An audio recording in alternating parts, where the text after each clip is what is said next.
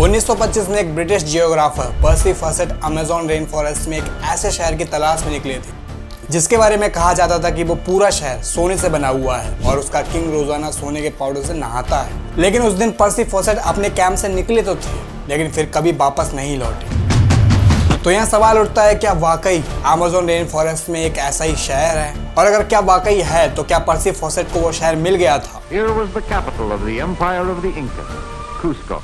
Many fine, massive walls built by the ancient inhabitants centuries before the Spaniards came still stand. दोस्तों, Amazon को 8 countries आपस में share करती हैं। इसका एरिया 70 लाख स्क्वायर किलोमीटर का है और इतने बड़े एरिया में इंडिया जैसे 2 देश और यूनाइटेड किंगडम जैसे 28 देश फिट हो सकते हैं। जैसे ओशन का बहुत बड़ा हिस्सा अभी तक इंसान एक्सप्लोर नहीं कर पाए हैं, ऐसे ही अमेज़न रेन फॉरेस्ट का भी बहुत बड़ा हिस्सा अभी तक इंसानों की पहुंच से बहुत ज्यादा दूर है। यहाँ प्लांट्स, एनिमल्स और माइक्रोब्स की ऐसी किस्में रहती हैं जिनमें से अभी तक सिर्फ 10% का ही पता लगाया गया है। हर दिन यहाँ नई स्पीशीज एक्सप्लोर की जाती है। अमेज़न रेन फॉरेस्ट में करीब 40,000 करोड़ पेड़ मौजूद हैं और यही वजह है कि इस फॉरेस्ट को अर्थ की लंग्स भी कहा जाता है। पूरी दुनिया में जितनी भी ऑक्सीजन बनती है उसका 20% सिर्फ अमेज़न रेन फॉरेस्ट से रिलीज करता है। एक एस्टीमेट के मुताबिक अमेज़न में लाखों लोग रहते हैं जिनका बाहर की दुनिया से कोई भी कनेक्शन नहीं है, क्योंकि खुद अमेज़न भी आज तक की सबसे बड़ी मिस्ट्री है। यहाँ की सिटी ऑफ गोल्ड, जिसको एल्डोराडो भी कहा जाता है। कहा जाता है कि किसी दौर में यहाँ एक ऐसा शहर था जो पूरा सोने से बना हुआ था और यहाँ का किंग रोजाना सोने के पाउडर से नहाकर अमेज़न रिवर में वो सारा सोना बहा देता था। जी हाँ, 16वीं सेंचुरी में यूरोपियन साउथ अमेरिका से आए थे जहाँ अमेज़न रेन फॉरेस्ट मौजूद है। वो अपने साथ काफ़ी सोल्जर्स और इस इलाके पर कब्जा करने का प्लान बनाकर आए थे। यहाँ उनका सामना अमेज़न के लोकल लोगों से हुआ जिन्होंने यहाँ अपने शहर बसाए हुए थे। यूरोपियंस ने उनके बनाए हुए शहरों पर कब्जा कर लिया और 16वीं सेंचुरी के आखिरी में उनको खबर मिली कि अमेज़न रेन फॉरेस्ट के डीप में एक ऐसा शहर भी है जो पूरा सोने से बना हुआ है। तो इन्हीं यूरोपियंस ने इस एल्डोराडो सिटी की तलाश शुरू कर दी थी। पूरा अमेज़न रेन फॉरेस्ट छान लेने के बाद उनको यहाँ के बहुत सारे कबीले तो जरूर मिल गए, लेकिन जिस शहर की तलाश वो कर रहे थे वो नहीं मिल सका, जबकि यहाँ उनको काफी सारा सोना जरूर मिला। अगले 200 सालों तक तलाश जारी रखने के बाद आखिरकार एल्डोराडो को मिथ डिक्लेयर कर दिया गया। उसके बाद 19वीं सेंचुरी में एक ब्रिटिश एक्सप्लोरर पर्सी फॉसेट ने एल्डोराडो को एक बार फिर से तलाश करने का फैसला किया। उन्होंने अमेज़न में टोटल 8 एक्सपर्टीज किए, लेकिन इस दौरान उनको एल्डोराडो तो दूर की बात है, दूसरे शहर भी नहीं मिले जिनका जिक्र यूरोपियंस ने किया था। अपने आखिरी एक्सपर्टीज में पर्सी फॉसेट अमेज़न के बीच में मौजूद थे। जब वो आखिरी बार अपने कैंप से निकले तो फिर कभी वापस लौट के नहीं आ पाए। ये दिन 29 मई 1925 का था और जिस जगह पर वो गायब हुए थे वो ब्राजील की स्टेट मैंटो ग्रोसो टी का माना जाता है। ये जगह इंसानों के रहने के काबिल नहीं है, लिहाजा यहाँ कोई शहर या विलेज नहीं बस सकता। लेकिन वक्त के साथ जब टेक्नोलॉजी काफी एडवांस हो गई तो फिर अमेज़न में कुछ ऐसे निशान मिले जिससे ये जाहिर होता है कि किसी दौर में यहाँ इंसानों ने पूरे के पूरे शहर बसाए हुए थे। असल में पर्सी फॉसेट जिस जगह तलाश कर रहे थे वह जगह तो बिल्कुल सही थी, लेकिन ढूंढने का तरीका बिल्कुल सही नहीं था। यहाँ पर कई बार रिसर्चर्स को जमीन के अंदर ह्यूमन बेस दबा हुआ मिला है। वैज्ञानिकों ने अमेज़न में कई बार रेडार स्कैनिंग डिवाइस का इस्तेमाल करके घने जंगल के लेयर के नीचे पत्थर से बने स्ट्रक्चर भी ढूंढ निकाले हैं जिनको वक्त के साथ जंगल ने छुपा दिया था। नेशनल ज्योग्राफी की टीम ने भी कैरेबियन के साहिल से 15 किलोमीटर अंदर अमेज़न में एक ऐसा शहर तलाश किया है जिसमें 100 साल पुराने पूरे स्ट्रक्चर पहाड़ों के अंदर दबे हुए पाए गए हैं।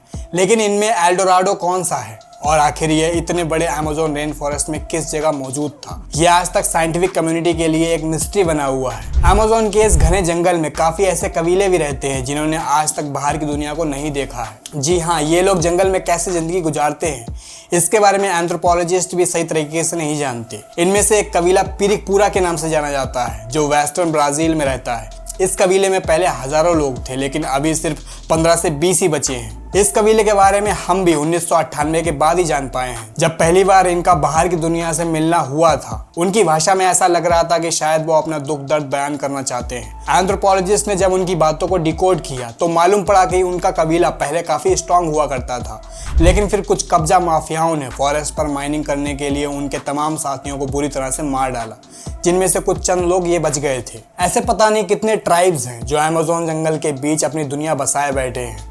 ये लोग कहाँ से आए थे?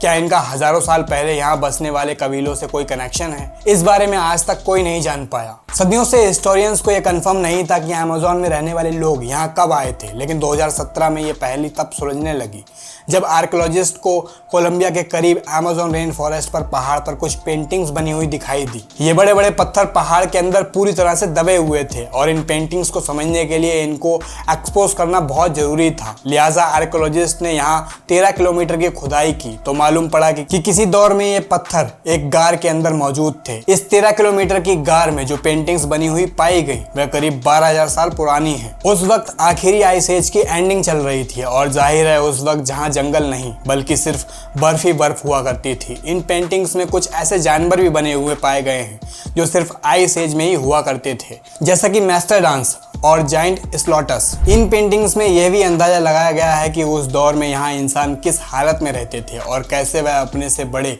जानवरों का शिकार करते थे। 2019 में साइंटिस्ट तब चौंक गए जब उनको नॉर्थ ब्राजील में अमेज़न रेन फॉरेस्ट के मारवा आइलैंड पर एक मरी हुई हैमबैक बेल मिली। हैरानी की बात बेल का मरना नहीं बल्कि इसके मरने की टाइमिंग कुदरत के निजाम के खिलाफ थी। ना सिर्फ इतना बल्कि वे वेल अमेज़न रिवर के करीब जमीन के ऊपर पाई गई थी। असल में 10 टन भारी यह वेल का बच्चा था। ये वेल सर्दियों के स्टार्टिंग में यानी अक्टूबर से नवंबर में अमेज़न के करीब समंदर में गर्म पानी एंजॉय करने आती हैं, लेकिन फिर यह खाने की तलाश में साउथ की तरफ अंटार्कटिका के करीब चली जाती हैं। लेकिन ये वेल फरवरी में अमेज़न के करीब कैसे मरी थी? इन्वेस्टिगेशन से पता चला कि यह जिस दिन मिली थी उससे सिर्फ 4 दिन पहले ही मरी थी। ना ही इसकी बॉडी पे किसी शिकार के निशान थे और ना ही इसको कोई चोट लगी हुई थी। अब यहाँ पर कई सवाल उठते हैं। पहला कि वेल इस मौसम में यहाँ कैसे पहुंची? ये समुद्र से अमेज़न रेन फॉरेस्ट पर क्यों आई? और सबसे बढ़कर यह अमेज़न फॉरेस्ट के बीचों बीच जमीन तक कैसे पहुंची? वह दिन और आज का दिन ये मिस्ट्री कभी सॉल्व ही नहीं हो पाई। अमेज़न फॉरेस्ट का एक और सीक्रेट 2013 में डिस्कवर हुआ था जब पेरू के करीब एक केमिस्ट्री के स्टूडेंट को अमेज़न में यह अजीबोगरीब स्ट्रक्चर मिला था। ये एक प्लांट के पत्ते के ऊपर बना हुआ था जो देखने में काफी मिस्टीरियस लग रहा था। इसके ठीक सेंटर में सिल्क से एक कोन बनी हुई थी और इसके चारों तरफ सिल्क से ही एक जबरदस्त फेस भी बनी हुई थी। उस स्टूडेंट ने इस स्ट्रक्चर की फोटोज ली और उनको इंटरनेट पर पोस्ट कर दिया। लेकिन हैरत की बात यह थी कि आज तक ऐसे स्ट्रक्चर किसी ने भी नहीं देखे हैं। इस पर जरूरी जांच पड़ताल के लिए साइंटिस्ट की एक टीम ने पेरू के इस हिस्से पर विजिट किया। थोड़ी ही देर में इनको 45 से ज्यादा ऐसे स्ट्रक्चर मिल गए। कुछ तो पेड़ों पर बने हुए थे और कुछ प्लांट्स के पत्तों पर।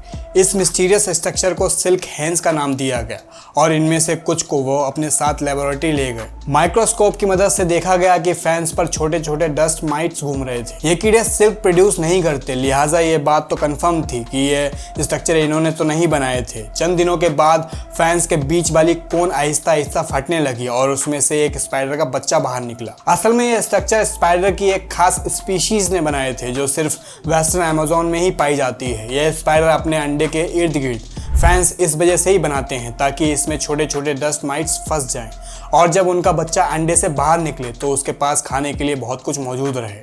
वीडियो अगर आपको पसंद आई तो वीडियो को लाइक कर लें और चैनल को सब्सक्राइब करना ना भूलें। मिलते हैं अपनी अगली वीडियो में।